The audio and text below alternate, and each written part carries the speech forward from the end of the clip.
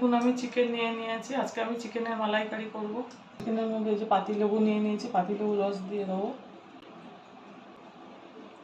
কাশ্মীরি গুঁড়ো লঙ্কা নিয়ে নিয়েছি, একটু দিয়ে দেবো। নুন নিয়েছি, একটু নুন দিয়ে দেবো, একটু মাখিয়ে রেখে দেবো। দেখুন আমি মাখিয়ে নিয়েছি, জ্বালিয়ে দিয়েছি, কড়া বসিয়ে দিয়েছি, তেল দিয়ে দেবো। মাংসটা আমি লেবু দিয়ে আর নুন দিয়ে ম্যারিনেট করে নিয়েছি, আমি তেলে দিয়ে একটু ভেজে নেবো।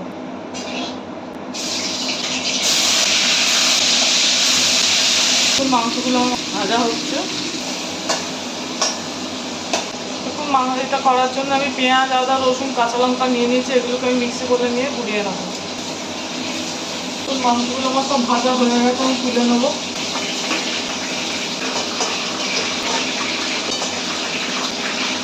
নিয়ে নিয়েছি, না করে দুধ বার করে নেবো। এর মধ্যে আমার তেল আছে, আর একটু তেল দিয়ে দেবো। দেখুন আমি এলাচ আর দারচিনি নিয়েছি, এটা ফোড়ন দিয়ে দেবো। দেখুন পেঁয়াজ, আদা, রসুন বেটে রেখেছিলাম, এটা দিয়ে দেবো। টমেটো নিয়েছি, টমেটো দিয়ে দেবো।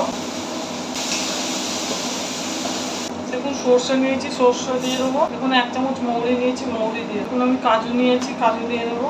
আমি এগুলো সব মিক্সি করলে নিয়ে নিয়েছি, এবার এগুলোকে আমি একটু ঘুরিয়ে নেবো। দেখুন নারকেলের দুধটা আমি এবার ছেঁকে নেবো। দেখুন এর মধ্যে আমি একটু জিরে গুঁড়ো দিয়ে দেবো, একটু ধনে গুঁড়ো দিয়ে দেবো। কাজু বাদাম সর্ষে বেটে রেখেছিলাম, এটা দিয়ে দেবো। মশলাটা আমার হয়ে এসছে। নারকেলের দুধটা এবার এর মধ্যে আমি দিয়ে দেবো। আমি এমনি দুধ নিয়েছি, এমনি দুধও দিয়ে দেবো, গরুর দুধ। এর মধ্যে এবার মাংসগুলো দিয়ে দেবো।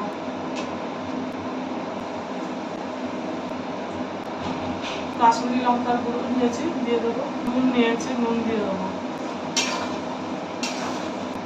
ঢাকা দিয়ে দেবো।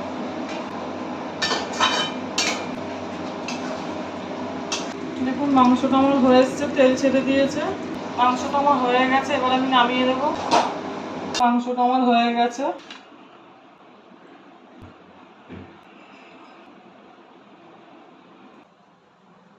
চিকেন মালাইকারিটা আমার বানানো হয়ে গেছে।